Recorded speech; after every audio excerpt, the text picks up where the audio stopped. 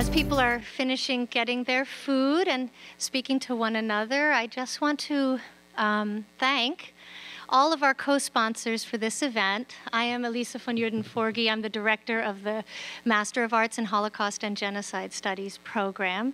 And this event is an event that we started last year as part of the centennial of the Armenian Genocide. And we decided then, it was so successful, we decided then to do this event every year, to make it an annual event. So this is our second annual Armenian Genocide Remembrance event. And I want to thank you all so much for coming. I also want to thank, of course, the Sarah and Sam Schofer Holocaust Resource Center here at Stockton, the School of General Studies, and the Holocaust and Genocide Studies minor, whose co-sponsorship of this event made it possible. We are going to start tonight with a very special presentation of music and dance by Elisa, who is a member of the Armenian community in Philadelphia. She is, you won't believe it, a high school student, clearly with many, many talents, right, and great talents. And she will be doing a dance for us and then also singing for us. So let us all give applause to our performer tonight. Thank you.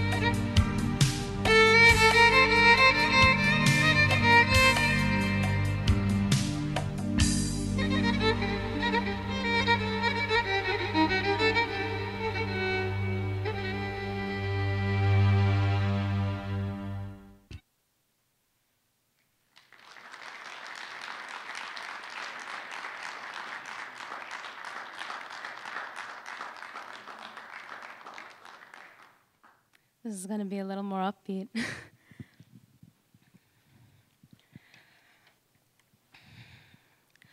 Արև թռներով ելավ իմ չինարի արը, մեր բանը գրվով ելավ դարդի մանյարը, Tշնամում որդի մերնի իմ չինարիարը, իրաչար սրդով էլավ դարդի մանյարը, իմ չինարիարը, իմ չինարիարը, իմ չինարիարը, կովագանյարը, իմ չինարիարը, իմ չինարիարը, իմ չինարիարը, կովագանյարը, ջրակը վարավարա, իմ չինարիարը, հորետ վադամարտարա, դարդի մանյարը, սերու աղբեր թոդվին իմ չինարիարը, ես իմ սիրածը սարա, դարդի մանյարը, իմ չինարիարը, իմ չինարիարը, իմ չինարիարը, կովագանյարը, իմ չինարիարը, իմ չինարիարը,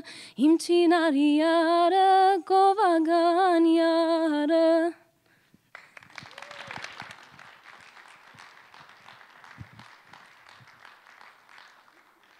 Thank you very much, Elisa, for that beautiful, beautiful performance. And what that performance reminds us of, and this is one of the purposes of this event, is that despite genocide, cultures continue, right? So there are very few genocides in human history that were completely successful at total eradication of a group. And in commemorating a genocide, we must also focus on the future and commemorate and remember and celebrate, right, the cultures that were able to survive and managed to survive through history. And so Elisa Handian's beautiful performance reminds us of that living culture still of the Armenian people, both in the state of Armenia and in the diaspora. So along those lines, I would like to both thank and then invite onto the stage the two people responsible for the delicious food that you see in the back of the room and that many of you have already had a chance to taste. This is Asbet and Nayiri Balanian. They both cooked the food and then also are going to speak to us a bit about what food means in Armenian culture and you know, the continuing life of the Armenian people. Asbet is a community activist, right, in Philadelphia, and his wife, Nayiri, is a lifelong teacher, a retired teacher who has devoted her life to Armenian youth. So let us give up our hands for Asbet and Nayiri Balanian.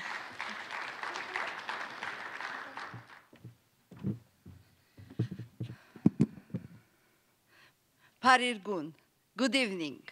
My name is Nayiri Aghajanyan Balanian. I was born in Aleppo, Syria, raised in Lebanon, lived in Germany for 3.5 years because my husband, Asbet, who had the same childhood as I, was stationed in Germany with the US Army, and since 1982, we live in Philadelphia. We have 2 children, and we are the proud grandparents of 6 grandchildren. We are flying grandparents. We are the true representatives of a diaspora Armenian. My grandparents came from Kharpert, Mamuriet al-Aziz, and Arabkir, and my husband's family from Kharpert and Erzurum. It is sad coincidence that the same regions where Armenians were massacred in 1915, Christians and other ethnic and religious minorities are being subjected to genocide by the ISIS extremists. Today, I am going to talk only about Armenian hospitality. Historical Armenia being on the Silk Route, many famous travelers passed from Armenia. And I am going to quote a very famous Greek historian and general, Xenophon, who wrote in his famous book, Anabasis, about Armenia. He was especially impressed with Armenian hospitality and their foods, which included meat, corn, aged wines, beer, which was unknown in the West at that time, raisins, a variety of vegetables, and the use of hollow reeds that were used to suck up liquid like a straw. Being starving Armenians or their descendants, Armenians always buy and make food much more than they need. You have first to satisfy your eyes before your stomach. Armenian food was always healthy, even before the trend of healthy and organic foods. Armenians ate yogurt, olive oil, lentils, wheat such as bulgur, broken wheat, pomegranates, vegetables, and fruits. Because Armenia had very cold winters, food provisions were prepared by drying vegetables and fruits, made sweets from grapes, jams and jellies from fruits, also dried and cured meats, yershik and sausages, aburt and gavurma. Before putting their provisions in their cellars, they collected provisions for the poor. Armenians prepared wine from their grapes. They liked to have parties, eat, drink, sing, and dance. They sang and danced when they were happy, and they sang and danced when they were sad. Their faith, culture, language, love of fatherland, and Mount Ararat, songs and dances helped them. Dear students, I am very happy and honored to speak to you. You are the most important audience for me. You are the youth, the future leaders, movers and shakers of today and tomorrow. So it is very important that you look back to history and learn from it. Thank you for this opportunity. And now I will give the microphone to my husband and partner in everything Armenian, and he will give you a short summary of his views. Thank you.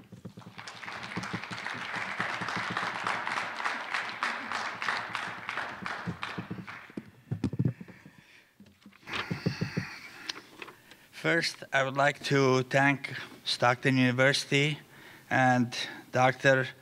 von Joeden-Forgey for giving us this opportunity to talk to you and present you something about Armenia and Armenian life.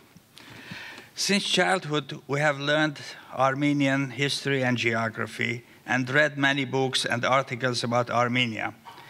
But in the last 2 decades, I had the opportunity to visit Armenia, where I have made many contacts and friendships, mainly through work as an administrative interpreter with the US Department of State Language Services. I mean, basically, I was accompanying foreign delegations throughout their visits and travels in the US on official business.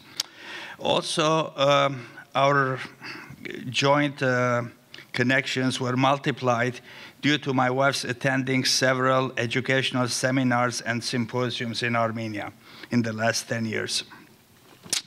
When I returned from my first trip to Armenia in 1998, everyone was asking me how long did it take me to plan my trip, because I was telling them about all the different places I've been, all the different things that happened to me. And my only answer was not very long. It was only not at all. I had very short planning before I went. My answer was not long at all. My only connection was a distant cousin whom I had never met before my trip, and also my father-in-law's childhood friend from Aleppo. But throughout the 2 weeks that I was there, I made dozens of friends. We attended events, christenings, baptisms, and all kinds of other meetings and trips. So basically, it was a wonderful vacation filled with memorable events. This is all indicative of the Armenian hospitality. I mean, every time I was there, I always meet people from France, from Germany, from all over the place. And they tell me I've been traveling around on either bicycle or a rented car, and I never stayed at a hotel. In every town and village that he arrives, they see he's a German, he's a French, he's a tourist. They just accommodate him and take him as one of their own. So all this shows, the goodness of Armenian hospitality. In the 80s, none of us would have believed that the Soviet Union would collapse. Armenia will become independent, and the two Germanys will be unified with no war, with no fighting. It will be great for us Armenians to see the return of our historic provinces to their rightful owners whose ancestors, our ancestors, have lived there for thousands of years. Basically, people should have dreams all the time. If you don't have a dream, you don't have a life. And according to my philosophy, every success is the realization of a dream. Thank you very much. Thank you very much, Asbet and Nayiri, for those wonderful comments. Now we're going to have a few words from Carole Karabashian, who many of you may already know. She is the editor of this book, which is being sold actually tonight over at that table, From Horror to Hope, Stories of Surviving the Armenian Genocide, which has collected the family biographies of Armenians in the diaspora in Philadelphia and the surrounding regions. Carole Karabashian is an accomplished journalist, editor, and public affairs executive. She is a Phi Beta Kappa graduate of the University of Southern California, who relocated to the East Coast in the early 1980s and began her career actually in Washington, D.C. Her professional experience includes directing communications and media relations for the Armenian Assembly of America and for the Embassy of the Republic of Armenia. She has also served on the board of directors of Project Save Armenian Photograph Archives. And she and her husband, Peter, who is also here tonight and gave a talk at the tree commemoration. How many of you were there and were able to hear, Peter Karabashian's words? Wonderful. So she and her husband, Peter, reside in Ventnor now, and they have 3 children. She is currently the director of major gifts and fund development at Atlantic Christian School in Egg Harbor Township. To honor the memory of her grandparents and her mother-in-law, all genocide survivors, she agreed to become managing editor of this very important book and this very important project profiling the lives of Armenian genocide survivors and their children. Wonderful. So thank you very much, Carole. Please come.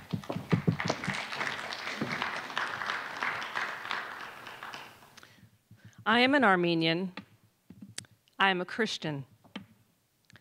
100 years ago, a woman saying these words in Erzurum, in Arapkir, in Adana, or in scores of other cities and villages in Ottoman Turkey would have faced torture, rape, deportation, or death. She would have watched her husband taken away by soldiers, never to be seen again. She would have watched her children endure starvation and hunger and would have been powerless to help them. I'm an Armenian. I'm a Christian. 2 simple phrases that today I can say proudly in a country where I do not face ethnic discrimination and can worship the God of my choosing. These are freedoms that we often take for granted, but not by those who survived the Armenian Genocide and found a new home in America. For these survivors, these freedoms were the essence of life and gave them hope. This hope sustained them and gave them the courage to start again.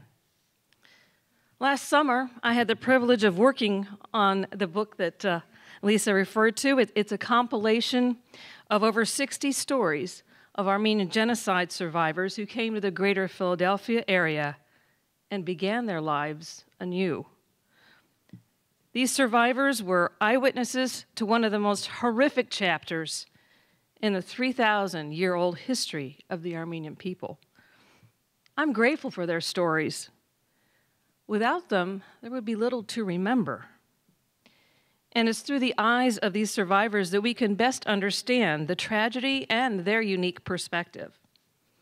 As I read each of the survivor accounts, I was struck time and again by their strength, their resilience, and their unwavering devotion to their faith, to family, and to preserving their Armenian heritage. They stubbornly refused to let the tragedy of the Armenian Genocide define them or defeat them. I'd like to share with you a poem from this new book, which I think captures the indomitable spirit of the Armenian Genocide survivor. The poem was written by Tamara Garegian from Warrington, Pennsylvania, in honor of her paternal great-grandmother, Hamastui Garegian, and her maternal grandmother, Koharig Ansurian. You cannot stop them. You can take Hamastoui Geregyan and make her marry a Turk. You can force her to bear children against her will, but you cannot stop her from escaping. You cannot stop her from finding her true family, the husband and children she chose. You cannot stop her family from growing, from achieving, from prospering. You can take Koharigan Surian, make her parents hide her in a cupboard. You can behead her parents in front of her eyes. You can make her hair turn white from the shock. But you cannot stop her from coming to America. You cannot stop her from creating a family. You cannot stop her from her family from multiplying, from contributing, from succeeding. From the victims of genocide, lawyers, writers, beauticians, mathematicians, scientists, salesmen, and more are born. People who succeed in part because they are the children, the grandchildren, the great-grandchildren. The ability to overcome obstacles is in their blood. When your history includes murder, rape, and torture, nothing less can stand in your way of success. This history drives you forward. It propels you toward your goals. You can take an Armenian and make them a victim, but you cannot stop them from being a survivor. An attempt to put them down only raises them up. An attempt to destroy their culture only makes them hold on to it steadfast. An attempt to make them lose their identity only makes them embrace it more. From the victims of genocide, survivors are born. Successors who flourish, thrive, triumph. Successors who are diligent, dedicated, determined. Successors who impact the world.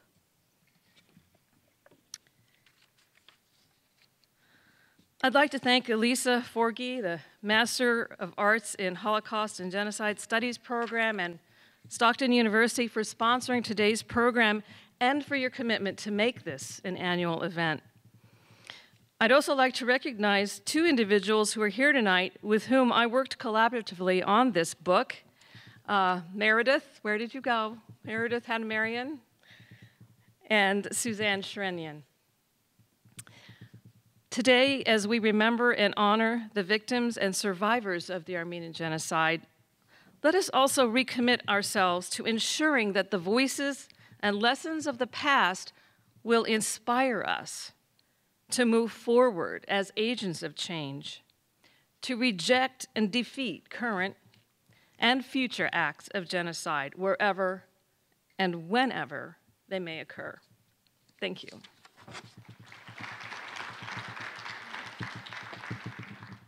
Thank you so much, Carole, for those very important words. And along the lines of genocide prevention, which Carole mentioned, I would like to mention that the Master of Arts in Holocaust and Genocide Studies program has started, in fact, the first genocide prevention certificate program at the graduate level in the world.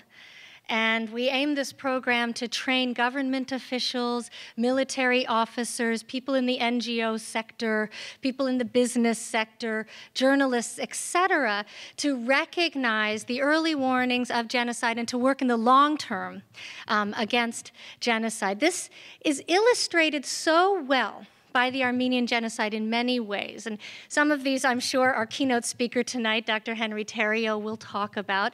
But one I would like to highlight tonight is the fact that the Armenian Genocide has gone unrecognized, right, by the state that committed the genocide, or the state that committed the genocide for 101 years. And in the Armenian Genocide are patterns of genocide that we have seen recapitulated recently, right, throughout history, but most recently in Iraq and Syria, particularly by ISIS. Now, the American government, you may all remember or know, right, recently recognized ISIS's crimes as genocide. And they recognized these crimes as genocide not just against the Yazidi peoples, but against other ethnic and religious minorities in the region, including the region's Christian populations. Now, they recognized these crimes as genocide based on the exact patterns that we see expressed in the Armenian Genocide. So, had that genocide been globally recognized earlier, would we be further along in our thinking about what genocide is? And now that these crimes are being recognized as genocide, will the United States feel the need to look backwards and finally take the step of recognizing the Turkish crimes in Armenia during World War I as genocide? Stay tuned. We don't know. Those questions are large and hard to answer. But it is an example of the kinds of steps we need to take in order to stop this horrible crime so that we do not have to have more and more and more commemorative events for more and more groups of people throughout history who are victimized by these crimes for no reason other than their identity. So I hope you will join me in welcoming our keynote speaker, Dr. Henry Thierault, who is professor of philosophy and the chair of the philosophy department at Worcester State University, and who I'm also honored to call a personal friend. From 1999 to 2007, he coordinated the university's Center for the Study of Human Rights. He earned his PhD in philosophy from the University of Massachusetts, with specializations in social and political, as well as continental philosophy. Thierault's expertise is in genocide and human rights studies, and his research focuses on reparations, victim-perpetrator relations, genocide denial, genocide prevention, and mass violence against women and girls. He was one of 11 scholars included in Samuel Totten's Advancing Genocide Studies, personal accounts and insights from scholars in the field. And since 2007, he has chaired the Armenian Genocide Reparations Study Group and is co-author of its March 2015 report, Resolution with Justice. I sent out a PDF of that report with most of our flyers for this, but if anybody wants a PDF, feel free to email me. My email is on one of the flyers up on those tables, and I will certainly send it to you. But if you look up the title, Resolution with Justice, it comes up through Google. So that's also, it's easy to find. Thierault has lectured across the United States and across the world on genocide issues, and he has published numerous journal articles and chapters in this area. For the summer of 2013, he was a visiting scholar at the Australian National Research Council's Centre of Excellence in Policing and Security, based at Griffith University. He is founding co-editor of the peer-reviewed Genocide Studies International and co-editor of Transaction Publishers' Genocide, a Critical Bibliographic Review. From 2007 to 2012, he served as co-editor of the International Association of Genocide Scholars' peer-reviewed Genocide Studies and Prevention, and was guest editor of the International Criminal Law Review's special issue on Armenian genocide reparations, as well as the special issue on the new global reparations movement. Let us all welcome Dr. Henry Thierault. Thank you. First of all, thank you for that introduction. That makes me realize I need to hire you as a publicist for my future career here. That was pretty incredible. Thank you. And I want to thank a number of different groups and individuals who made tonight possible. Some of you are here, and I appreciate that very much. First is the master's program in Holocaust and Genocide Studies here at Richard Stockton. The Sarah and Sam Schaefer Holocaust Resource Center, also here on campus. The School of General Studies, the Holocaust and Genocide Studies major and minor, I believe, as well. And then more personally, Sarah Stout Albertson, who I had the great fortune to meet at a seminar 2 years ago in Oxford when she was early on in the graduate career, and had a great chance to hear her ideas about a very difficult topic, rape and genocide and war. And I've had the good fortune to have as someone coordinating a lot of what's happened to get me down here and organizing the event. So I really appreciate that, and it's great to see you again. And I also want to thank Bob from Support Services, because I love a place with a lot of microphones, not because I can't speak really loudly, that's not the case at all, but because if Elisa will remember back when I first met her a few years ago, actually 2009, I was so impressed. I invited her up to my university in 2010 to be part of this big program that we were doing on gender and genocide and so forth, and she was tremendous. And an incredibly good sport, because the auditorium that I had set up was our oldest auditorium. And when we got into this big place, it turns out that our support staff had forgotten to put any microphones in the building. So poor Elisa and others had to sort of shout to the back. And I'm very impressed that Richard Stockton does not skimp on microphones and technology. It's very impressive. Get a big vote of confidence. And last but not least, I really want to thank Elisa von Joeden-Forgey. And when she says we've become friends over the years of working together, I'd say that's almost an understatement. She's one of the people that I esteem the most in the world. I mean, she's an incredible, for those who have her as a professor or have worked with her as a colleague, you know what I'm talking about. She is an absolutely incredible person. She's brilliant.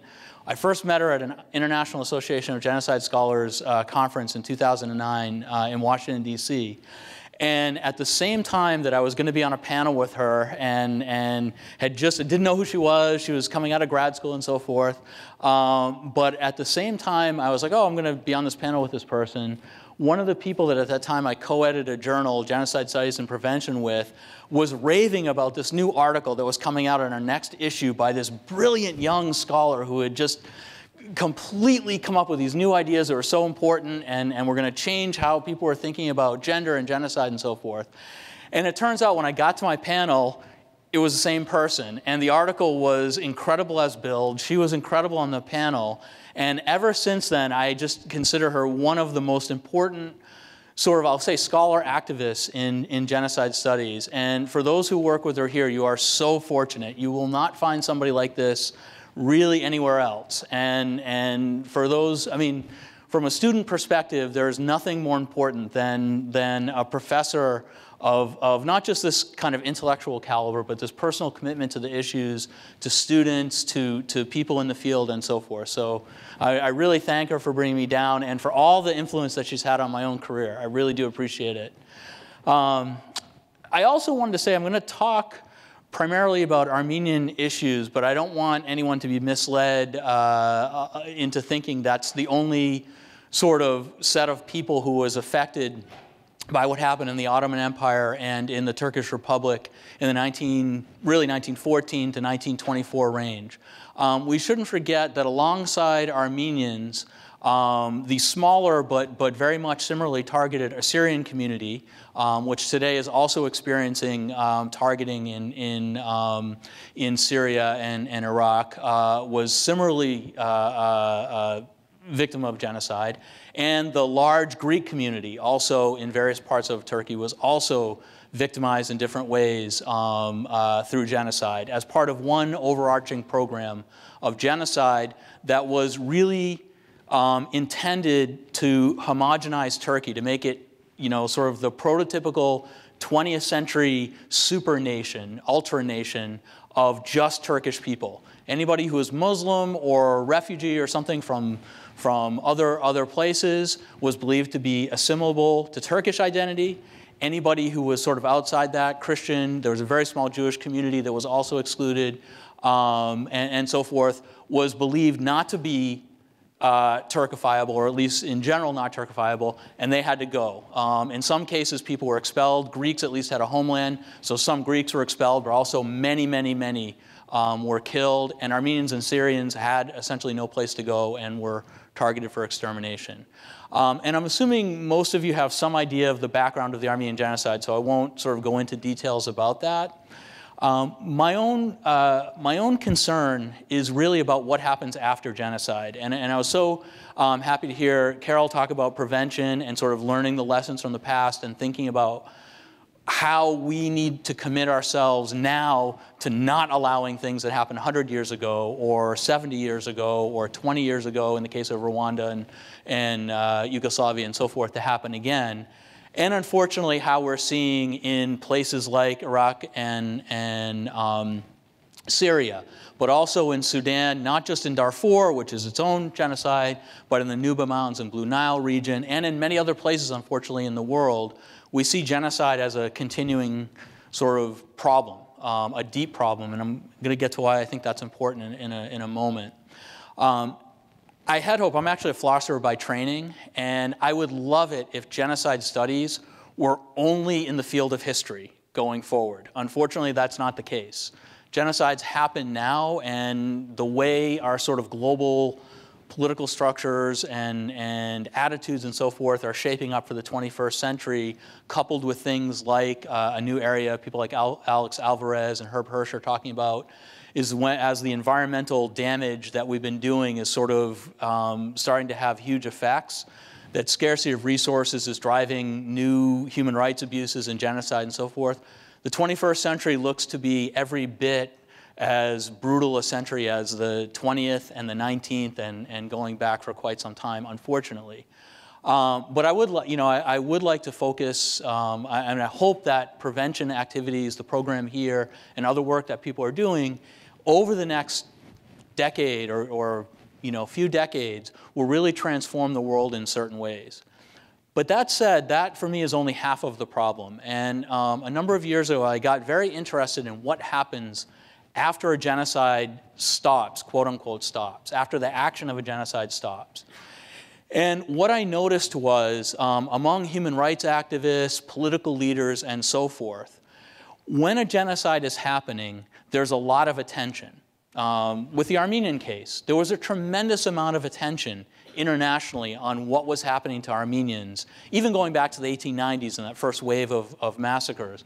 But certainly as of 1915, what was happening to Armenians, Greeks, and Assyrians was incredibly well reported in the United States and elsewhere in the world. The concept of the starving Armenian became a sort of staple of American culture. All these issues were well known. Some efforts at intervention, were made, not very effective, but partly because there was a war on, similar to with the Holocaust. But again, with the Holocaust, much more could have been done than was, and that's an issue that we need to look at. But still, there's a lot of attention when genocides are happening. And the idea is we have to stop what's happening. We have to stop what's happening in Syria today. We have to stop what's happening in the Nuba Mountains in Sudan, because people are dying. Every day we don't do something, the one thing we know is more people will die. And we know what that means. It's not just people dying, it's the whole range of impacts and destruction of culture and identity and viability of a group of people. When you start decimating a population, it's not just those who die, and of course that's a huge tragedy in itself, but it's the people who are left who have to deal with that fragmentation of their communities, that have to deal with the losses in every possible way, and I'll touch on those a little bit more in the Armenian case in a bit. So it is obviously very important to stop a genocide. But what we very easily forget is that after a genocide happens, there's still work to be done. Because a genocide is not just the actions that constitute the violence, okay? It's easy for us to think that way. And of course, when that's happening, we want to stop those actions and end the violence. But those actions have short and long-term consequences. The effects of any genocide that has been named tonight and many others don't just continue for a decade, but continue for centuries. Okay? If we look at Native Americans in our own country, the ramifications of Native American genocide, which, there's no way in some sense just logically we can think there wasn't a huge amount that was done to cause this problem. The Native American population in the continental US was dropped over 300 years 98% at a time when the global population was increasing dramatically, right? At a time of great population expansion. There's no way that just happens. Yes, disease, different things like that. But this was coordinated genocidal action across different societies with different perpetrators over a long period of time. And the effects of that are absolutely demonstrable in obvious things like the life expectancy of Native Americans on reservations, which is significantly lower than the general population. In fact, I think it was Pine Ridge in the 1990s had an adult male life expectancy, okay, of 56 years, which is stunning, which is about as low as anywhere in the world. The worst conditions in the world, that would be an adult male life expectancy. And that's a legacy of genocide. It's a legacy of the destruction. It's a legacy of the marginalization. It's a legacy of the poverty. If people know anything about Native American reservations, certainly not the case that all Native Americans are poor, but there are a lot of reservation communities that have a level of poverty that most of us who think we understand what poverty is, even in the United States as we're having greater and greater poverty, can't even conceive. There are levels of poverty that are just stunning, and this is another legacy of genocide. And so for me, it's one thing to look at prevention. I think that's incredibly important because we don't want any more problems in the world. But it's another thing to look at all these communities that have suffered genocide. And another thing we like to tell ourselves is that genocide is an aberration.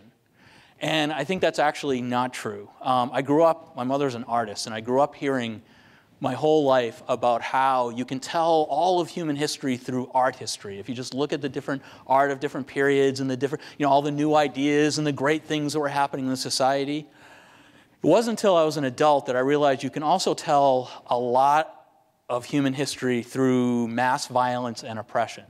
Unfortunately, just as much as all the good stuff has been there, the advances, the new ways of seeing the world, the exciting, technological, social, and so forth changes, we also, right along with that, have had an incredibly awful history.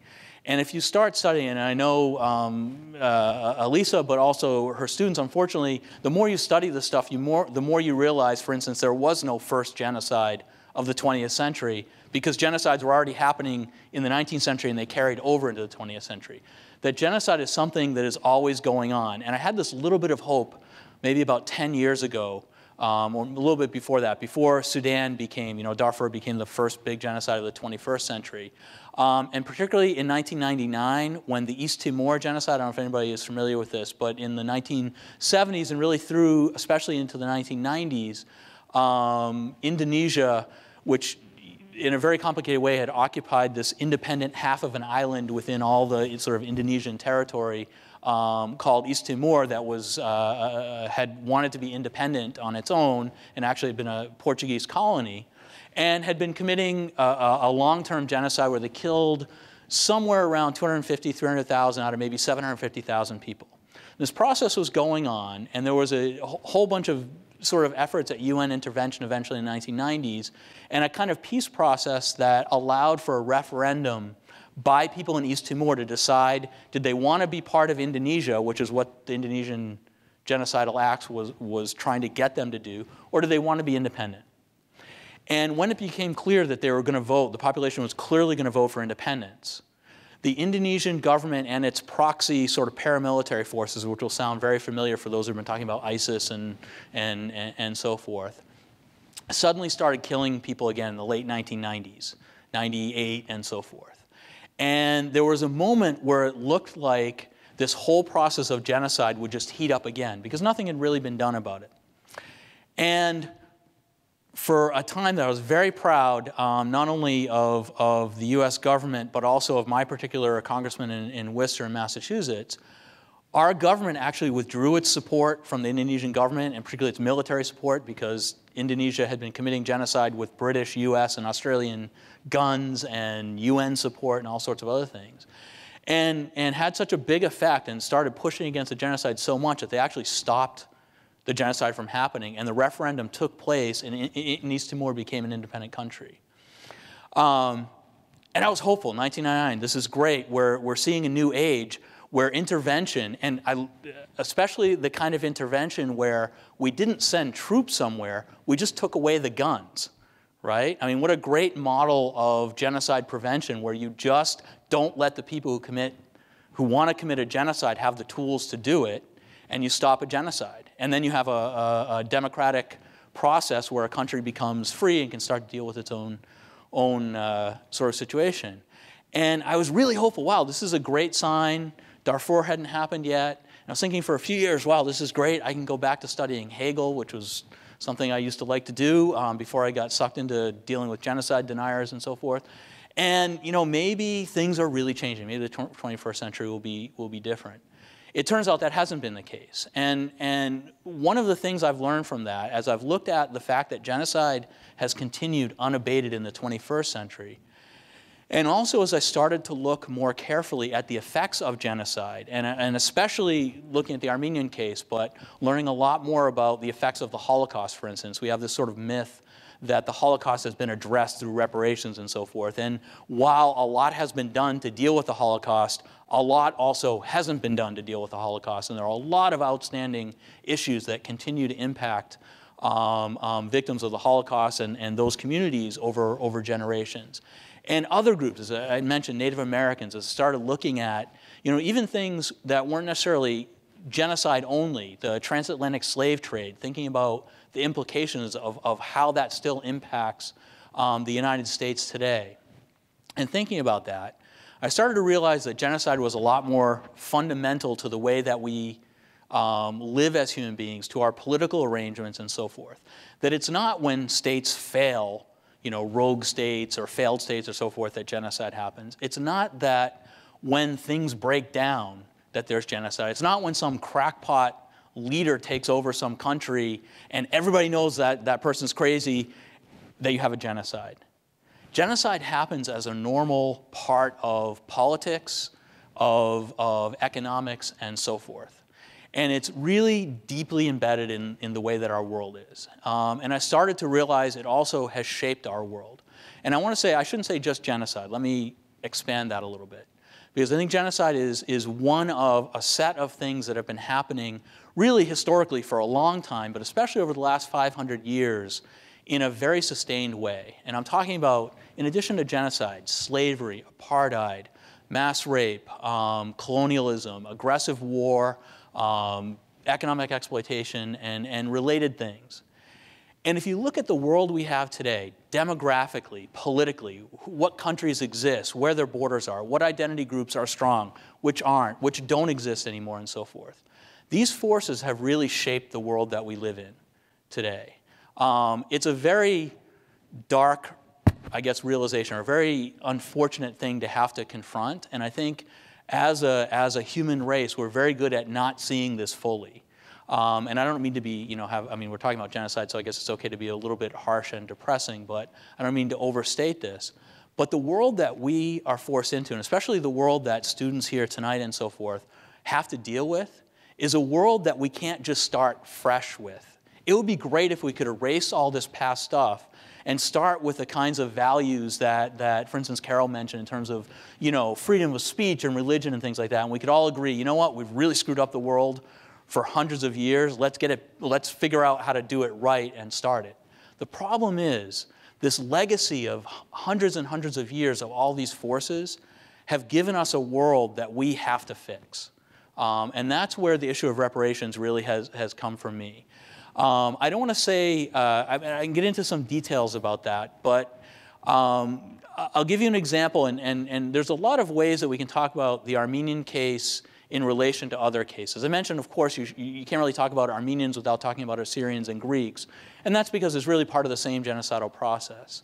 A lot of people have made a lot of, have discussed a lot the analogy, the similarities between the Holocaust and the Armenian Genocide, driven by these extremist ideologies in the 20th century, this idea of purification of a nation, these almost, they're like darkly religious views of the perfect society that will be accomplished through this incredible paroxysm of violence and bloodletting and destruction and so forth, all this kind of stuff.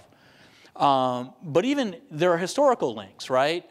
People the Ottoman Empire was a close ally of Germany in World War I.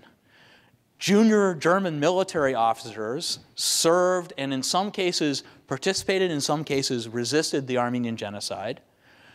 And many of them ended up, 20 years later, 15 years later, in high positions in the developing Third Reich and participated in the Holocaust. And we can't forget those historical connections. Going back a little further, we go back to the Herero. So if you have to have a first genocide of the 20th century, probably the Herero is the clearest example. And this was perpetrated by Germany. People forget Germany, not just the Holocaust, not saying the Holocaust is a small thing at all, but Germany had a history of genocide before the Holocaust. And particularly against the Herero, Nama, and I want to say there are other groups as well, but those are the main targeted groups. And I'm going to be very careful what I say because Elisa is an expert on this much more than I am, so be very careful. But these, out of the Herero genocide, some of the ideas that show up in the Armenian genocide started to develop in terms of hierarchies of peoples and this idea of modernizing nation states, getting rid of obstacles to expansion and so forth. There are a lot of things that come up. And of course, then those ideas come forward into the Holocaust. I think it's Dr. Fisher, I want to say, who was a mentor of Mengele, who developed racial theories against Africans, Herero African people, to justify what ended up being a genocide against the Herero in the early 1900s, then taught Mengele how to apply those ideas to Jews and others, right? So these are historical connections. I want to suggest that even more broadly, there is a history of genocide that we're dealing with. There's a history of human rights violations, slavery, apartheid, and so forth. And that if we're going to talk about one case, we're really talking about many different cases. When I think about, for instance, a relationship that people don't talk about that much, but the relationship between the history of African Americans in the immediate post-slave era in the United States, Reconstruction, and then sort of the sort of 1877 up to about 1900 as all the gains that were made in that 12 years after the Civil War were reversed, and then in some cases things got even worse than they had been even under slavery. I hate to say it that way, it doesn't make a lot of sense, but there are things that actually became worse. There was even, in some cases, new kinds of violence and so forth practiced against African Americans. And many people say, well, it's not a genocide. Genocide didn't result. I mean, you can argue that lynchings, which claimed 10,000 lives, something like that, certainly had genocidal elements and could be considered a partial genocide. But if you look at the situation of Armenians, say in 1908, and the situation of African Americans in 1865, they're very similar. They're low-status minority groups within a society that had benefited for a long time from their participation in the society, who had suddenly been granted. In 1908, there's this revolution in the Ottoman Empire that produced, for the first time, a real liberal constitution that gave everybody equal rights. Armenians, Assyrians, Kurds, Jews, everybody had equal rights for a short time, at least nominally, in the Ottoman Empire from 1908 to 1914, 1915. By 1915, whatever was written in law didn't matter at all because the genocide was in full swing. And it's very similar to what happens at the end of the Civil War, where African Americans, for the first time, are granted, at least in theory, full rights as people in the United States. And very few of us remember this, but in that period, that 12 years, I think is the only time there was an African American woman senator in the United States, and African Americans probably had the highest rate of elected office in the United States at local, regional, state, and national levels that they've ever had, more than today, if you can believe that. And there was this period where people were like, oh, okay, I guess things have changed. We have a new world. Same thing happens in the Ottoman Empire in 1908. We have a new world. Armenians, Kurds, everybody, we've hated each other. There's been terrible things that have happened for centuries. Now we're all equal. Now we're part of the same society and we're going to work together. In both cases, in a very short time, those hopeful points broke down completely. In one case, we end up with essentially an apartheid system for a century. And we're still dealing with that. Okay, it's not like racism disappeared in the 1960s or when Barack Obama got elected or anything like that. In fact, you know, we could argue that in recent years and even this presidential election cycle, that racism has increased significantly in the United States. Same kind of thing happens in the Ottoman Empire. You have this moment of hope where people think things are going well, and the bottom drops out, and things get worse than they actually were before. You have populations now being destroyed. And my take on that is that when groups that are considered inferior for a long time suddenly get granted equality or, God forbid, start demanding to be treated like equal human beings, okay? I just had occasion to read not Frederick Douglass's autobiography, but a sort of fiction work that he wrote. And it's very interesting to see throughout, constantly, he's just saying, you know, African Americans, you know, slaves, they're as good as white people. Same as white people. They have the same good and bad things and so forth. And as soon as when people push that issue, right, when a society refuses, or the majority of society refuses to accept that equality, that's where you get a backlash. And I think the difference between the United States and the Ottoman Empire is simply that in the Ottoman Empire, there was no place to put Armenians once you had a kind of concept of Turkey that was completely Turkish. You had no place for Armenians. You couldn't put them back into a second-class sort of subject level, which they had been before. You couldn't deny them rights. You couldn't put them back at a lower level. And so genocide becomes the way to deal with that. In the United States, and I think that has a lot to do with the fact that the U.S. economy was basically, you know, completely dependent on African-American labor, there was no way to continue the United States by getting rid of African Americans. And of course, there were all sorts of plans to repatriate, which wouldn't make sense after 250 years, but to send some former slaves back to Africa. Some went, you know, to Liberia and so forth. But overall, the society couldn't accept that, right? So what you have is, you know, what we had to do was come up with a new way of subjugating African Americans so we could sort of fit them into our economy in the place that we needed them, which was at the low end overall, right? So you have a difference in history, but it's the same kind of problem, same kind of mechanism. And if we look historically, and I won't belabor this point, but if we look historically, again and again and again, we see these patterns. They play out differently. Sometimes it's colonialism, you know, but sometimes it's genocide. It just depends on the circumstances, the objectives, and so forth.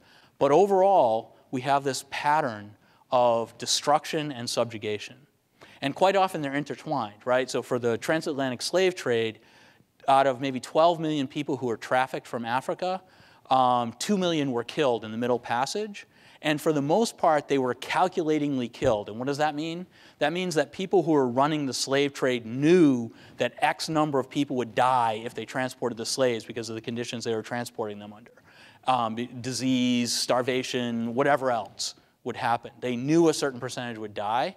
And although people would debate this, I think that gives you a real hook to call that genocidal. When you know you're destroying a population, you calculate it, that's genocidal.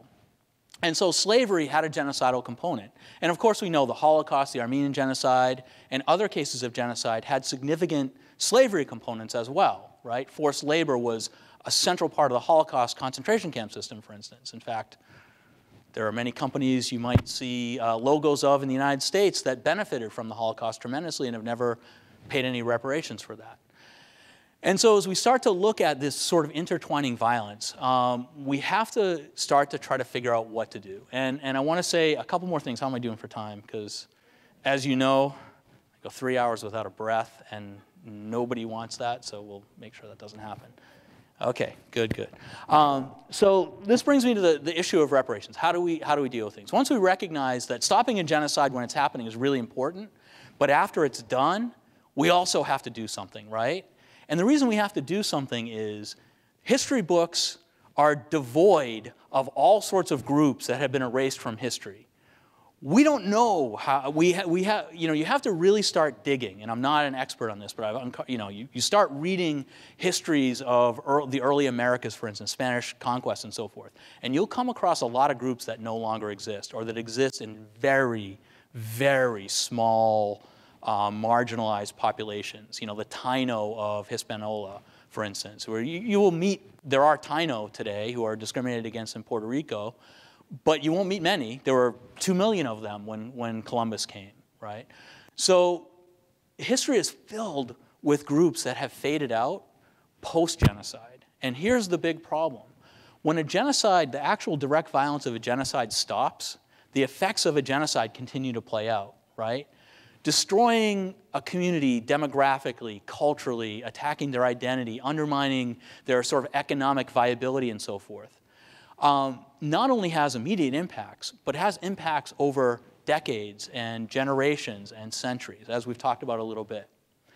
And if that's the case, then dealing with genocide doesn't mean just stopping it and preventing it. It also means stopping the effects of genocide in the long term, which is really the sort of, I won't call it an insight because I don't think it's anything, it's fairly obvious, but it's really the thing that got me very concerned about reparations. There's an abstract justice way of looking at reparations, which as a philosopher, I like abstract ideas and so forth. When there's a wrong, there needs to be a balancing compensation or something should be done about it, because the world is sort of out of kilter in some ethical sense, right? And that's important, and I think that justifies reparations. But for me, the real issue of reparations is that without reparations for groups that have experienced genocide and these other kinds of oppressions and destructions and so forth, their long-term viability is in doubt. It doesn't take, I have to say, I'm not an economist, but I think I can do well enough to make this assertion. It doesn't take that much creative thinking to figure out why the average assets of a white family in the United States are middle class white family in the United States are 10 times the average assets of a middle class. I'm not talking low income, I'm talking middle class African American family in the United States. You can trace it right back to slavery, right? Because people who came out of slavery started with nothing. They had been denied the right to read, to learn to read and write. They had been denied training and skills. They certainly weren't going to universities and so forth. And they got plugged in at the low end of the economy without any wealth, right? They'd been working, for generations and didn't keep anything of what they produced. Whereas on the other side, for whites, even who weren't necessarily involved in slavery, at least through inheritance, through building up wealth and so forth, people were able to accumulate wealth. People didn't start off the same way. And it's easy to see how, over time, those differences more or less stay the same. Again, we like to talk about the United States. Yes, people can move, you can become wealthy, we all know the stories, you can also lose money here, and unfortunately that happens quite a bit more than we talk about as well. But overall, economic patterns like that stay pretty steady, not just over, a decade, but even centuries. And so when we look at those long-term impacts, they have a tremendous effect on those communities. In the case of genocide, and I'll say this in particular fashion in a moment regarding Armenians, but in the case of genocide, for me, unless something is done to deal with the legacy of a genocide, that group that experienced it is doomed in the long term. And as I mentioned, history is littered with groups that have been wiped out. Yeah, some of them were wiped out sort of right away. A lot of them had long periods of decline. Don't ask me why I'm doing this. It's actually a really well-written book, but I'm reading James Fenimore Cooper's Last of the Mohegans. Anybody? Yes? Everyone knows? Okay. And I had never read it before. And I was kind of, because of doing this, I'm going to be at this conference on Native American issues, and I thought, I want to sort of figure out what people were thinking in the 1820s about Native Americans. And it's all about the sort of sad destruction of Native America, right? But the key of this is that the destruction happens sort of ineluctably, unavoidably over decades and over generations. It's not just everybody was killed and that's it. It's this sort of sad story, although it wasn't meant to be because, from a white perspective, that was fine. It was unfortunate for the natives, but that was their own fault because they weren't civilized and so forth. That it was a process over generations. So the initial destruction, initial violence and so forth that may have met communities, their initial dispossession from land, wasn't the entire destruction. It's what happened decades and longer after. And it's my firm belief, after looking at a lot of different kinds of cases like this, that if nothing is done, the group in the long term is doomed. And if you look at the Holocaust, it's a great example of this. Because the world, and this has to do, I think, less with a concern about fighting anti-Semitism and a lot more about the fact that the US was at war with the Nazis and so forth, and so, we're the enemies of the people committing this genocide. But if you look at, and again, not anywhere near what should have been done for the Holocaust has been done, but if you look at steps that were taken, there's a direct relationship between the sort of viability of Israel and sort of Jewish identity globally and so forth, including through Holocaust centers and so on, and the efforts that were done to deal with the impact of the genocide. And if you look at Holocaust or communities of victims, for instance, there are a lot of Polish Jews, and again, I'm not an expert on this, so I got to be very careful, but who tried to go back to Poland to reclaim property and so forth and weren't allowed to do that. And those communities aren't there, right? So you can see segments of the victim group that didn't have a reparative process sort of fared much worse, okay? There's a lot of poverty and things like that. And those segments of the community that did get support have had a chance at viability. Now, you can't reverse the effects of the Holocaust. I'm not suggesting that at all. But at least you can make sure that the group will survive sort of indefinitely. At least you can make sure that merely having an identity doesn't cost virtually every resource of the community, that people have to constantly be, putting in time and energy and so forth just to keep some connection to a heritage that has been assaulted by genocide. In looking at reparations, and looking particularly at the Armenian case, it's easy. I mean, Armenians in different places have attained some affluence or some identity cohesion, I think, in the aftermath of genocide. There are vibrant communities around the world. There are things to be really proud of from an Armenian perspective. That's absolutely the case. And if you look at, say, the distinction between Armenians and Assyrians, Assyrians still overall are struggling to get to the point with, educational structures, community structures, and so forth that Armenians were able to attain a long time ago. They're still struggling with a lot of the issues because a smaller community had a lot less international support, and there are other factors that have come into that, right? But even given that, and that's really a testament to the incredible efforts of people within this victim community, as many other communities, and also to people outside who recognize the importance of trying to help, trying to support the sort of reconstitution of this victim group. But despite that, in sort of all its different places in the world, Armenian identity and Armenian viability as a people is really in question, okay? If we look at the Middle East, we talked about ISIS and so forth, okay? Syria used to have maybe, I want to say, I'm not an expert on it, something like 80,000 Armenians before this whole thing happened, going back maybe 6-8 years, okay? There are some Armenians left in Syria who are under assault in places like Aleppo, but most Syrian Armenians, and by the way, this is great for Armenian cuisine in the Armenian Republic, are now somewhere else. What I mean is a bunch of Syrian Armenians moved to Yerevan and other places, and the food they brought with them much improved, I shouldn't say that in a bad way, but much improved food. You can go and get like incredible stuff. But here's a community that was a diasporan community that was allowed to exist, I won't say at the pleasure of the Syrian government, although with the Assad government in some sense that was true, but survived for a long time over the 20th century in a very stable way, but whose existence was very precarious. You see the same thing in Beirut in the 1960s through the 80s, where about half of the 200,000 Armenians there had to leave because of the civil war. That's not a secure identity. That's a diasporan identity where you're always vulnerable in ways that groups that have huge populations in home territories don't have. if you look at Armenians in Turkey, and I'm going to focus more on the sort of self-identified public Armenians, maybe the 100,000 who are there, their situation is really difficult. There was a rash of violent attacks on elderly Armenian women in Turkey over the last 5 years. I don't know if anyone's followed this, where being an elderly Armenian woman was a risk factor in places like Istanbul and elsewhere.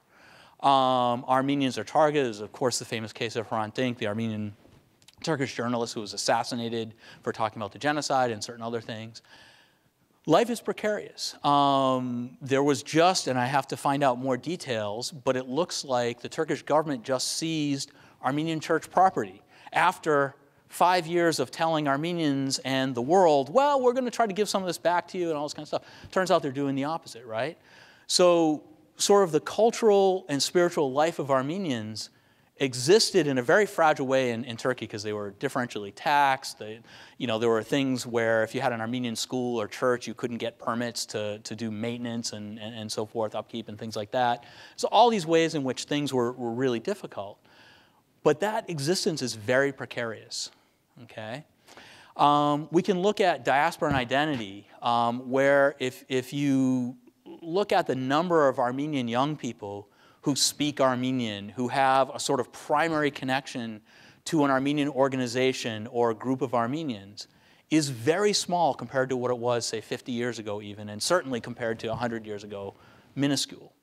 And it takes a lot of effort, a lot of organizing, a lot of patience and so forth to keep some kind of network of Armenians, say in the United States, in France, in Buenos Aires, and other places, at least somewhat viable. And if we look intergenerationally, that's fading. Worst is if we look at the Armenian Republic. And this is where we can start to see, and these are all, by the way, legacies of the genocide, the destruction of identity, the assault on identity, the dispersion of people, the loss of property, community resources and educational institutions, things like that. If you look at the Armenian Republic, which really, for the most part, was not the direct target, that was Russian Armenia during the genocide, so it wasn't the direct target of the genocide, but it absorbed the refugees and ended up in the Soviet Union because of a deal between Lenin and Ataturk to split, for Turkey to take back historical Armenian territories that had been granted to the first Armenian Republic in 1918, and for the Soviet Union to absorb the remainder. If you look at this legacy of genocide, for those who know Armenia, Yerevan is really nice. The center of Yerevan is like, I don't know, it's like, being in New York City, a couple blocks, and then it gets, there's not much more than that. But, every shop you want to go to, I think there was a Cinnabon and, Ralph Lauren and whatever else. They're all downtown. It's all, great tourist place and so forth. You get out to the countryside, and people are poor. People are living in very, very difficult conditions. And a lot of people in Yerevan, which is basically the main city, also are in a lot of poverty. And while certainly the Soviet Union has a role in this, certainly corruption since the independence of the Armenian Republic has a role in this. If you look at what actually happened to Armenian resources and the fact that essentially the Armenian Republic was formed by incredibly impoverished, devastated, traumatized refugees from a genocide who ended up in the Soviet Union and Stalinism and everything, and didn't really help a lot, although they were able to build some pretty impressive things along with other places in the Soviet Union. But if we understand that going beyond the demographic destruction, going beyond the trauma people suffered, going beyond the enslavement of Armenians, the lost labor, all these kinds of things, just in terms of the economic impact of the genocide, every business, every factory, every warehouse, every goat, every piece of jewelry virtually that Armenians had was taken. Every kind of obvious item of wealth. But even beyond that, when you read the eyewitness accounts of the genocide, you start to realize, oh my gosh, people were wearing clothes, those were taken. Their shoes were taken. Their kitchen pots and pans were taken. Everything was taken. And that wealth, and I rely on Turkish scholars who are talking about this a lot now. People like Uğur Ungor, Mehmet Palatel, and Temel Demirer, and others, who really argue, who have traced out what happened to this wealth and really argue that the entire economy of the post-1923 Turkish Republic was built on expropriated Armenian, Greek, and Assyrian resources. I want to say Taksim Square, and the parks around there and so forth are built on former Armenian church and cemetery lands. Incirlik Air Base, which the U.S. uses when in a complicated relationship with Turkey, and has for a long time, is built on an expropriated Armenian farm, and so forth.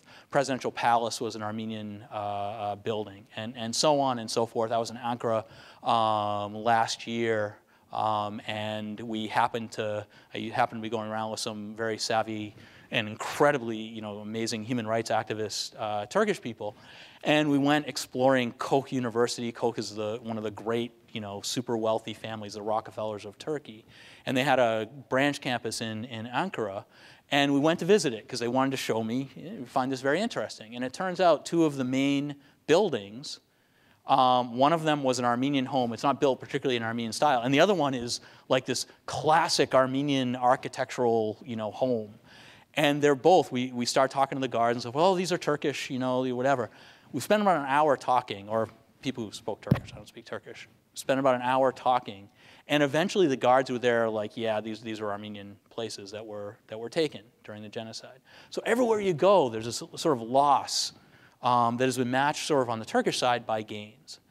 And these losses, if you look at the economic situation of the Armenian Republic, you can see why a society that really hasn't had a chance to recover, really hasn't had any kind of reparative justice, when it got land granted in 1919 after the Paris Peace Conference and the Wilsonian arbitration and so forth, when there was a country of Armenia, all that land was taken. And the idea of that land was to create a zone that would be sufficient agriculturally and with a seaport and so forth, so that Armenians could actually have a viable independent country, which the Armenian territory today I don't think is viable in that sense, and that's for a variety of reasons. It can't agriculturally support the population, there's no access to the sea, and it's surrounded by hostile neighbors that have blockaded it for 25 years and so forth.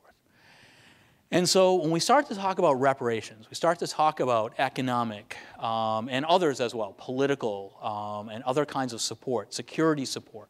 I actually think Turkey has a responsibility to protect Armenia militarily, not to put troops inside of Armenia, but Turkey, far from being able to arm Azerbaijan against Armenians and things like that, has an obligation to protect Armenia from harm, because the weakened Armenia that exists today is a legacy of the genocide.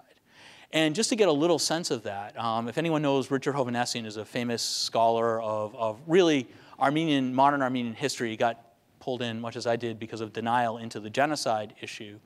Once commented about 20 years ago when the Armenian Republic was just independent, commented that had the genocide happened, you have to remember that the genocide happens, right? You go from a population in the Ottoman Empire of about 2.5 million down to about 1 million Armenian survivors scattered with maybe 100,000 left in Turkey.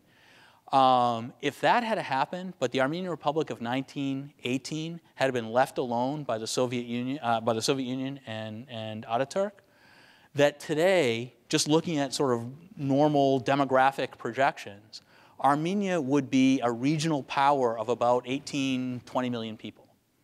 And to think about the difference that would mean for the small, weak Armenian Republic, which officially has 3 million people, but we know probably we're lucky if it's 2 million now, and it's continually dwindling, and I'll make one point about that in a second. With that difference, the security and the viability of an Armenian people, even post-genocide, would be dramatically different today. Just as a little aside, I would even say that some of the problems with emigration, and those who know Armenia at independence in 1991 was about 3.6, 3.7 million people. Officially, there's still about 3 million there, but in reality, it may be under 2 million. And they're mainly economic refugees because the poverty and the situation is so bad that they're just not able to survive. And if you meet Armenians who have emigrated, some of the stories are horrible. It's a center of trafficking in women and girls. I mean, there's just all these kinds of horrible things that happen with this poverty. And as I said, some of it is because of corruption in Armenia. Is definitely the case for those who know anything about Armenia today. But there's this whole problem of Armenia having this unviable small territory without agricultural resources and so forth, and no sort of capital to begin independence with that has been devastating. And so even the emigration problem for Armenia has a real connection to the genocide.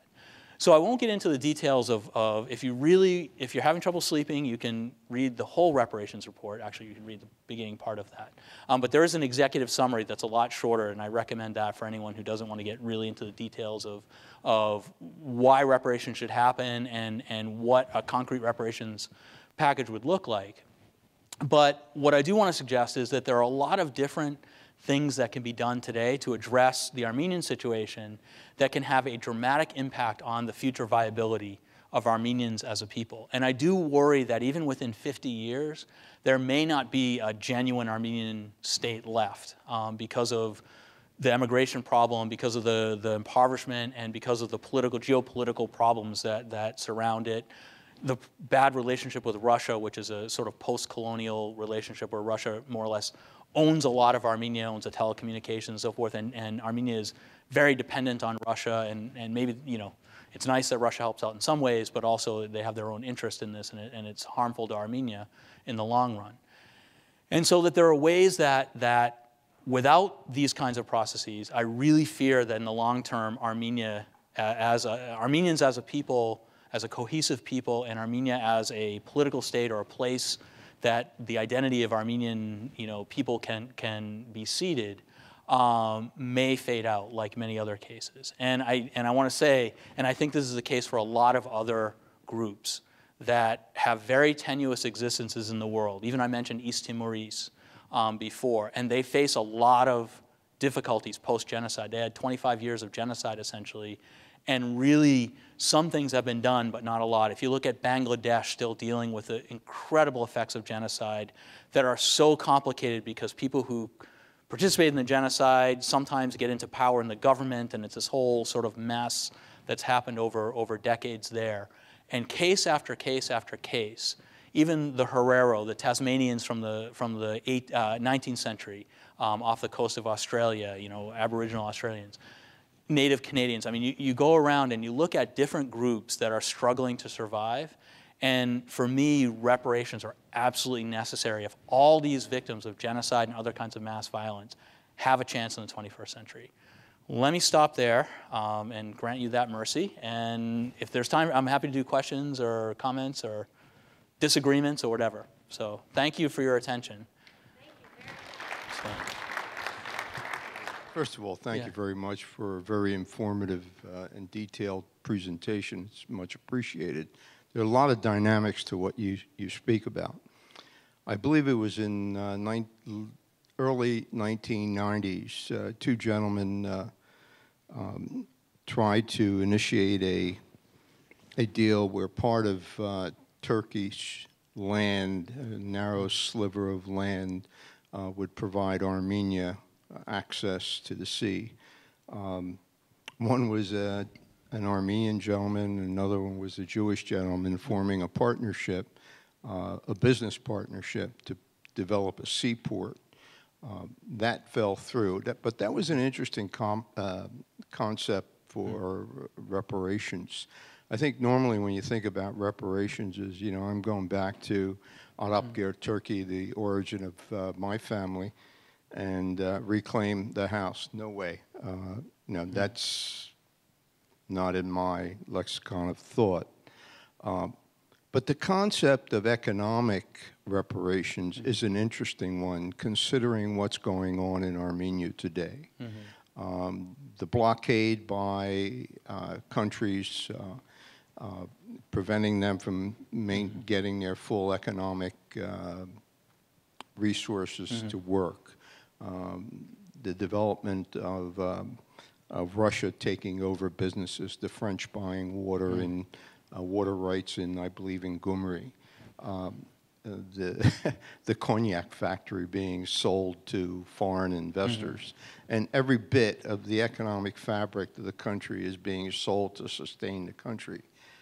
So reparations in the form on behalf of the survivors and the victims of the genocide, spoken as collectively an economic reparation for the entirety of the country, is an interesting phenomenon. Can you talk about that?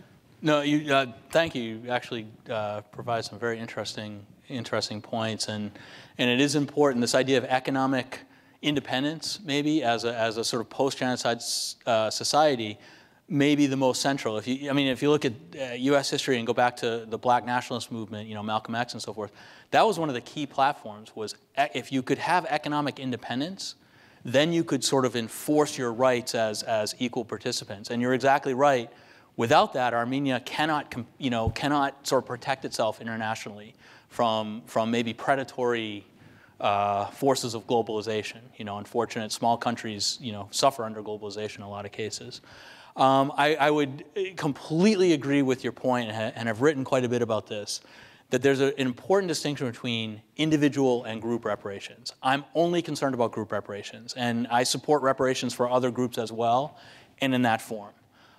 Because really, for me, what reparations are about is the future viability of the group and the reconstitution of the group, right? So if you pay, people talk about this, they always complain about, when you look at African-American reparations for slavery and Jim Crow and so forth in the US, well, should we pay everybody $10,000 or something? That's not what we're talking about. We're talking about how do you look at the effects that still exist from this past history and figure out what needs to be done in the society to address those. Does it mean, obvious things are like education, scholarship, those kinds of things. You mentioned another one that's very important, economic investment, right? Create, if you're looking at in the US, Native Americans, I've always thought about this, one great form of reparations would be to put good company factories, I say it that way, maybe like a hybrid car factory or something on a reservation, because people need jobs, right? They're suffering. They cannot work. They don't need money from the U.S. They need structures. They need a society. They need an economic system and so forth. And I don't mean to presume. I don't mean to presume that I would say for Native Americans what they should be asking for or what a particular group should be asking for. But it seems to me that's the kind of vision, and I think that goes along with what you're saying. There are so many different ways to think about reparations, and this is these are maybe my training as a philosopher is good for this, but getting into all the different possible angles is part of what we do in the sort of latter part of the report, this reparations report, is to start to look at different models. And interestingly, the authors, Arababian, Jermaine McAlpin, and Alfred Desaias and I did not agree on our proposals. So Arababi and I have different views of what particularly should happen. So one of his ideas, and I think it's a brilliant idea, I love it. I don't think that's my goal, but it's a great idea. And there are implications for this for the 21st century geopolitically that are amazing, is to demilitarize the lands that were largely depopulated, the Wilsonian Armenian lands, whatever it is, of the Armenian Genocide, and allow both Turks and Armenians sort of to use those, but allow Armenians to live in those areas, to have businesses, to farm, and so forth, and pay taxes to Armenia, create an arrangement where you're sharing the land, you're creating an economic zone that benefits everybody, right? And that's a form of reparations. That could be a very important, particularly when we're looking at agriculture, that area, if anyone looks sort of west of Yerevan, is an incredibly important agricultural area, right? So there are very innovative things that people have come up with that I think are all possibilities. And I've even argued that one of the things that you can do when you look at individual land holdings, my family's from Efkere and sort of the Kayseri area today. And so that's not an area that was historically Armenian. There are a lot of Armenians in the area. They lost property, we lost property, and so forth.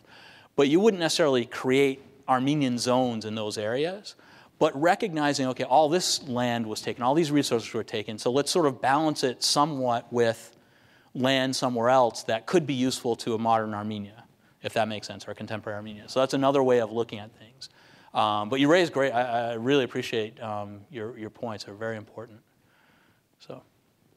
So I haven't yet read your report, but my question is, so it's wonderful to come up with all of these scenarios of reparations and things. I love the ideas that are being put out, but what did you come up with on the other end, which is what is going to compel a power, a government, a state to give a reparation? Yeah, excellent question. And this is where I don't know what you'd call it, my real political colors come out, because I'm not just thinking about Armenians. When I talk about the world being shaped by all these forces, I think this century we have a lot of work to do globally and within the United States and so forth to deal with these things.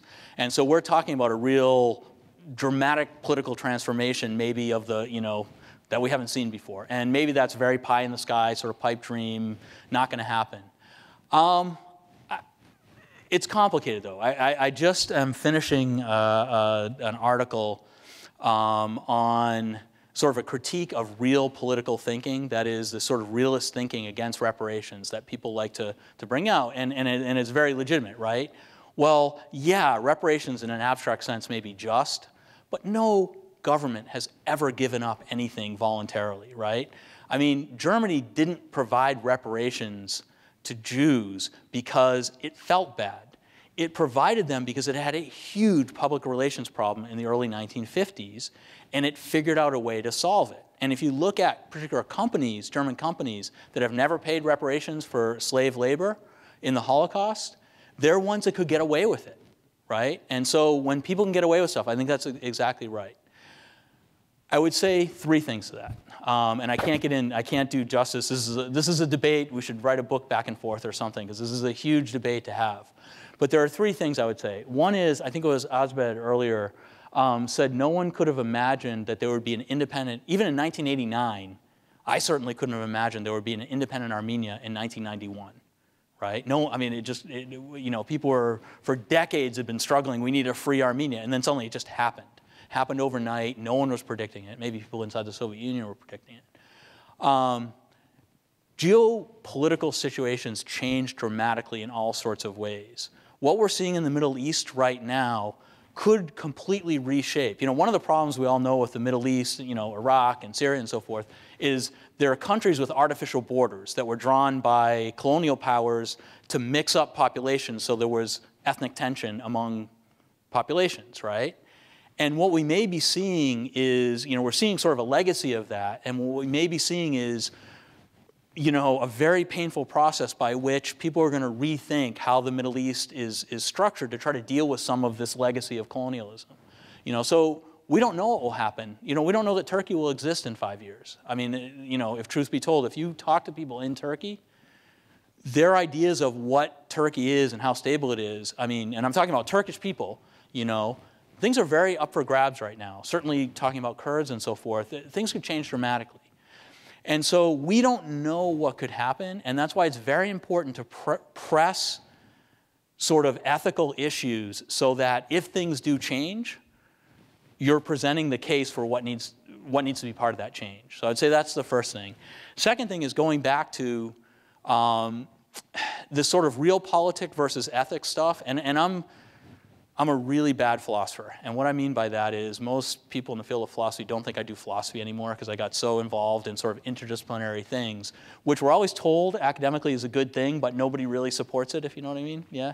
So I read history, anthropology, whatever, and I'm involved in all these kinds of things.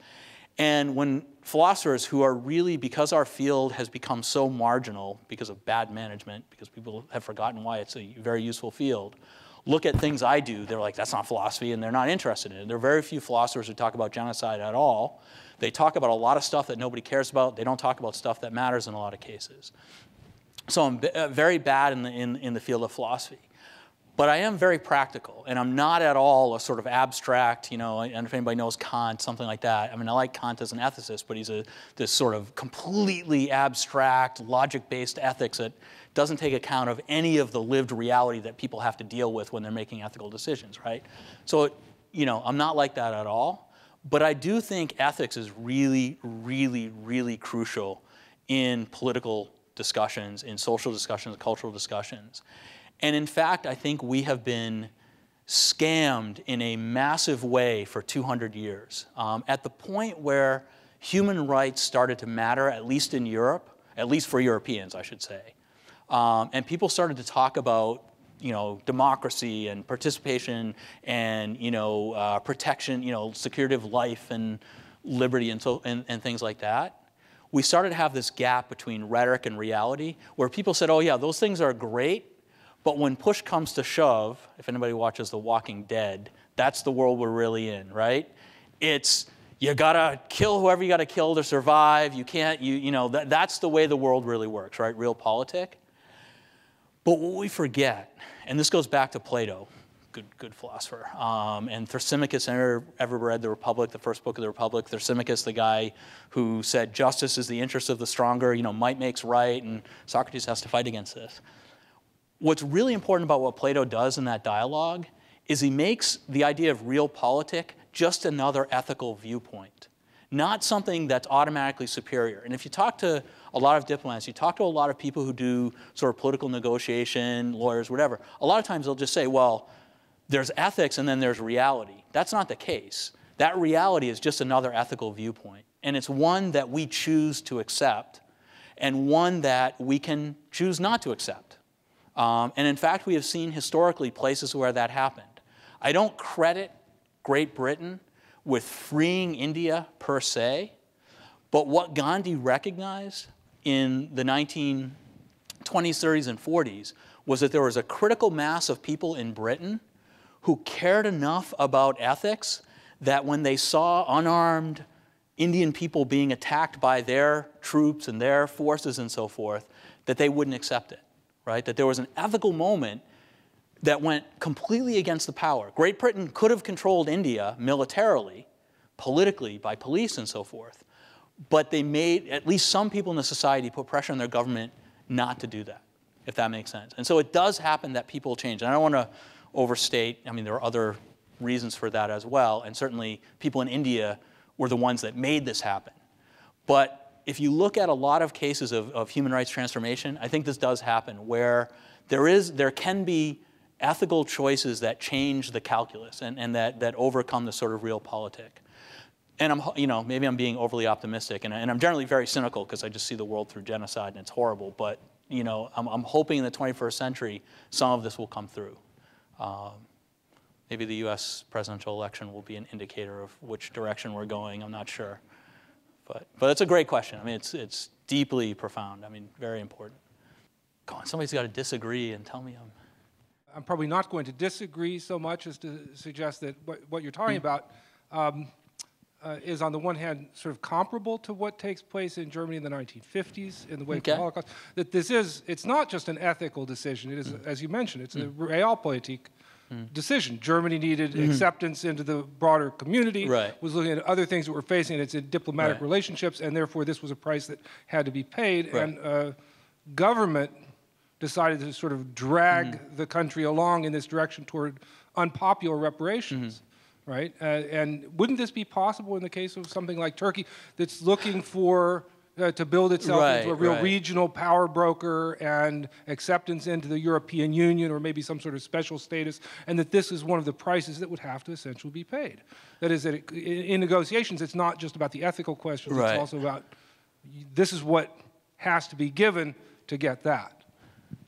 Great comment. I'm going to take notes on you, write down notes later on. I think it's a great angle to talk about. And I would say two things about that. I think that maybe, I don't want to be too stark, maybe the idea is when you can line up ethics with some level of self-interest, but we can't forget that self-interest is sort of dependent on people's ethical outlook, right? So in Germany, I mean, and this is way outside of my area of expertise, I've not formally or systematically interviewed Germans about their attitudes about reparations and so forth. But I've known enough Germans where I've seen splits from, the Holocaust, God, do we need to keep talking about that, to, wow, we really have a debt that we need to pay. And it's a sort of heartfelt, deep part of German identity that we need to do something about that. I mean, it's a huge range. And I guess what I would say is there's no one attitude that comes through, but I think you're right. In Germany, there's a very complicated process that happened, and I think all that stuff was there, right? And I think you're right. External pressure on Turkey can have a huge impact. It may be that with what's happening in the Middle East, and really I think the long-term threat to Turkey as a viable state itself, particularly relative to Kurds, but also just in the way that the Middle East is fragmenting, really what maybe should have happened 100 years ago is starting to happen in different ways now. Maybe the kind of pressure that says, you know what? A good relationship with a strong Armenia actually is not a bad thing. I think you may be right. That may be something that could be helpful to us. And not spending millions of dollars on denial all over the place and looking like a sort of pariah country could be really useful. So I think there's a lot there. I would say one thing, though. I'm always a little bit skittish. You hear these arguments like about racism in the United States and things like that, that really, if you look at sexism and racism and so forth, they're against the self-interest of people who are sexist and racist. Like if you're a company and you discriminate in hiring, you're actually losing the best employees you could get and you're hurting your company. The problem I have with that is not that I think that's wrong. I think that's right. It's bad. But that it says something like, if you could gain by racism, then it's okay, right, if that makes sense. And I'm worried because genocide usually benefits the groups that perpetrate it. I think that overall, Germany benefited from the Holocaust. Even with everything that's happened, they benefited in many ways from the Holocaust. And there's a lot, I think other countries have benefited a tremendous amount more from the violence that they've perpetrated, because there hasn't been a process. So that's the only point where I'd be like, you've got to make it so it doesn't pay, which is maybe what you're suggesting. That you have to, you have to push the international framework so that it's not in Turkey's interest to maintain the denial of the genocide and to not pay reparations and so forth. So that may be right. I don't know. I'm in trouble because I've talked way too much about the Holocaust beyond my knowledge base in an audience where I know there are experts, so I got to be careful. I just have a short comment. You mentioned about Hrant Dink, and about 15 years ago, that's when I first heard about him. He gave an interview at a Dutch newspaper, and that's how I found out about him. And in that article or interview, he said, if today there were 8 million Armenians living and prospering in Turkey, Turkey wouldn't have had a problem being a member of the European Union. Oh, interesting. Yeah, that's interesting. Yeah. I mean, Turkey would certainly, there is a self-interest argument that Turkey benefited hugely economically from the genocide, but you can certainly also make the argument that there were a lot of negative effects from the genocide. You certainly make that about the absence of Jews and others in Europe through the Holocaust. So I don't want to make it sound like, oh yeah, genocide is completely beneficial, but I think in a lot of cases, I think the U.S., Native Americans, we did pretty well. The land we're on and so forth. So I would say that there are varying degrees, but it does tend to benefit. Sorry, go ahead. All right, so I'll ask you another one. So sure.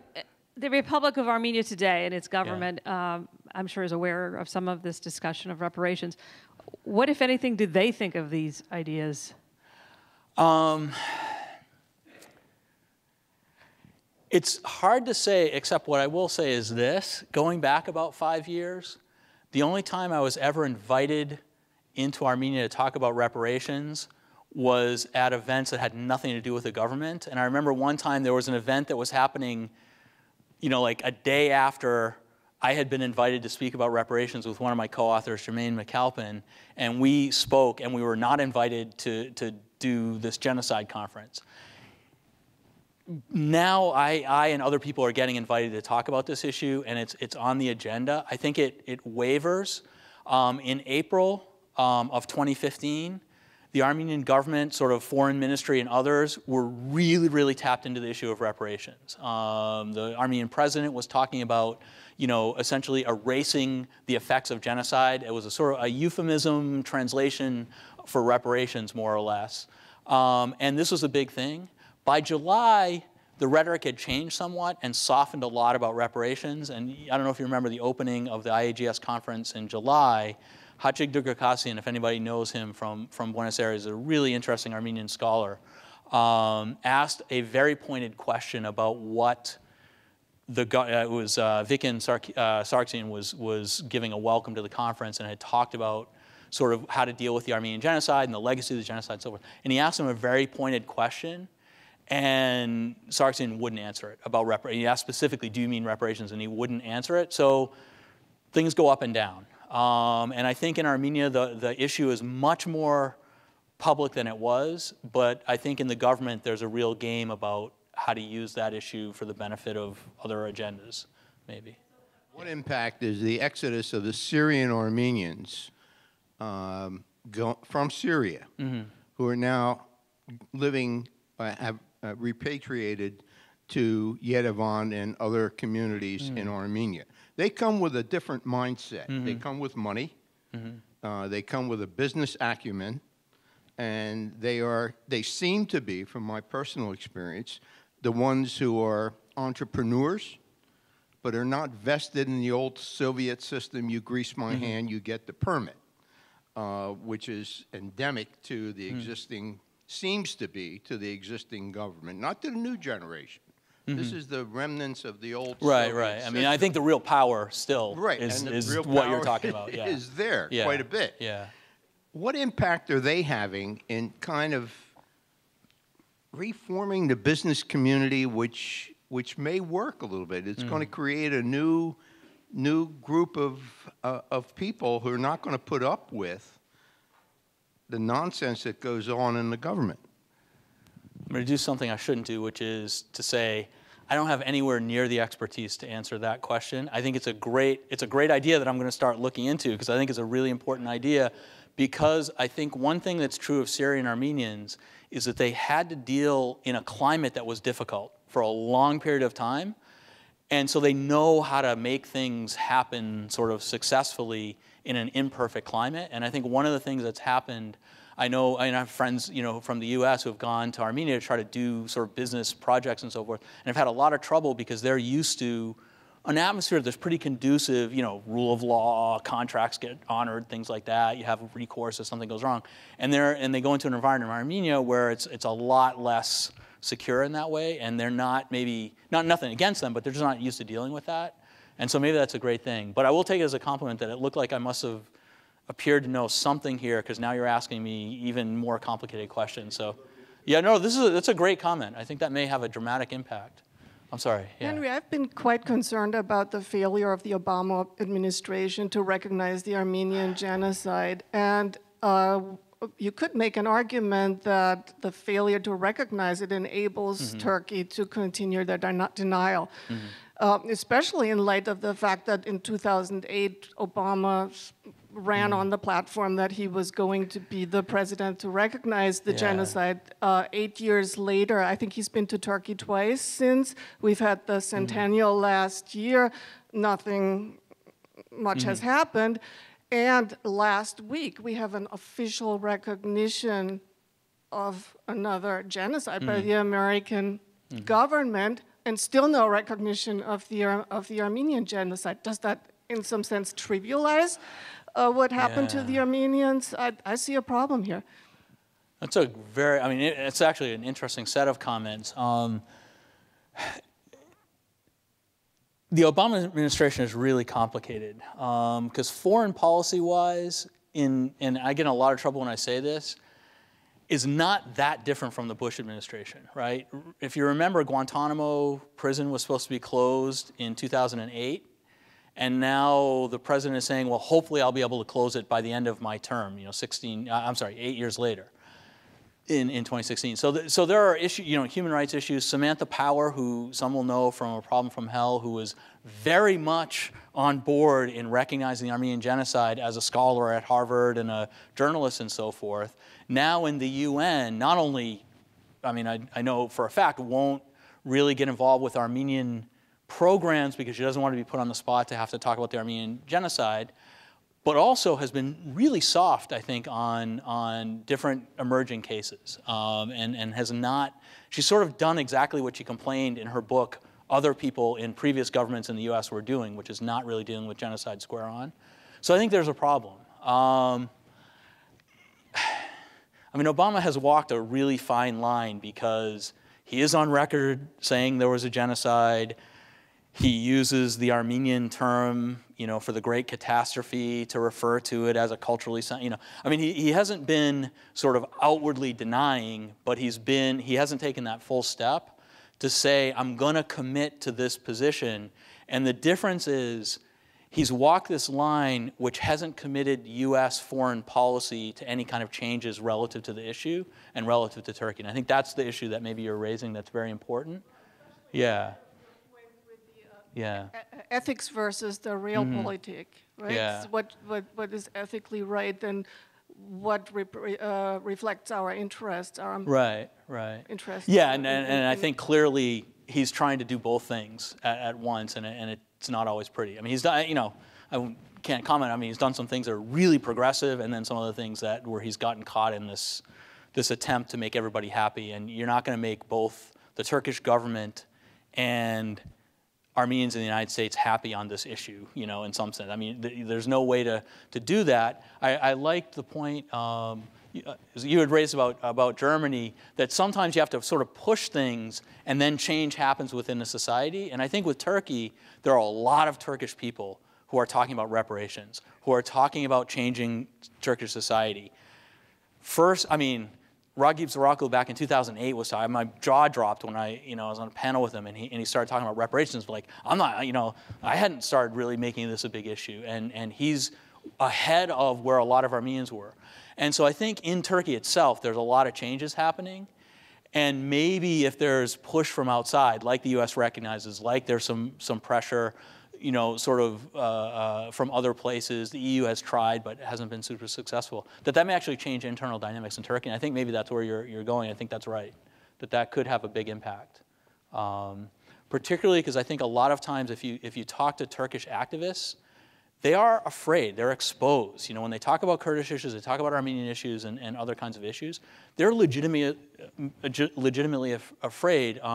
The recent, out of that huge group that signed the letter about the Kurdish policy, 25 of them were detained. I mean, you have Sevan Nishanian, who's an Armenian, Turkish Armenian, who has written a lot on these issues and Kurdish issues and other issues, who's in jail. I think it was like a building code violation, more or less, and he's in jail for 17 years. I mean, ridiculous stuff like this. So people are afraid, and having that outside pressure might change that dynamic inside Turkey. So I think it's a great point. Just real brief, I want to follow up with your question. If I'm wrong, let me know. And there was a resolution. Is this working? Yeah. All right. Yeah. There was a resolution that was going through, and Bill Clinton, I don't remember the Armenian resolution, and it stopped at Bill Clinton's desk, and they didn't push it because of the politics and everything else we've been talking about tonight. And I think that needs to be readdressed, and I'm just following up with what you said because it has to be addressed. 2000 and 2007 were the points where there was a real chance of a U.S. congressional resolution going through. And in 2000, there was sort of this direct intervention by the president, Clinton at the time, with the Dennis Hastert and some real backroom deals that kept it from being voted on. And then in 2007, I want to say, with Nancy Pelosi as Speaker of the House, there was a period where she was really pushing and other people were pushing it, and then it just the same kind of thing happened where no one was willing to take that sort of final step. Yeah. No, it's unfortunate, and I think there is a lot of moral authority. Maybe it could have an impact. It does send a signal, and it can also change the actual sort of historical things that are being taught within the State Department for people who are working with Turkey, working with the Middle East, which actually for me is the most important thing. If when you have people like Justin McCarthy doing trainings for the diplomatic corps, the State Department on Turkey, Justin McCarthy is a famous Armenian genocide denier. That's a problem, right? Because the relationship with Armenia and Turkey is going to be skewed by this. So thank you all very much. Yeah, it's past 8:30, and I want to thank everybody for coming and for staying. And I think one of the really important takeaways of your talk, Henry, is that when you talk about one genocide, as you said, you're talking about many different cases, in fact, that overlap, right? And then many different forces of injustice and stratification in our modern world. And so this is a useful way, in fact, to think about genocide prevention, reparations as also a form of prevention, because reparations for the Armenian genocide would have an enormous impact on the calculus involved in the decision to commit genocide, and also the way that we respond to other genocides to create societies that are less vulnerable to genocide in the future. So I want to thank you so much for coming today and speaking with us, and let's give a round of applause to everybody. Henry. I should, Thank you. for the questions and comments. Thank you.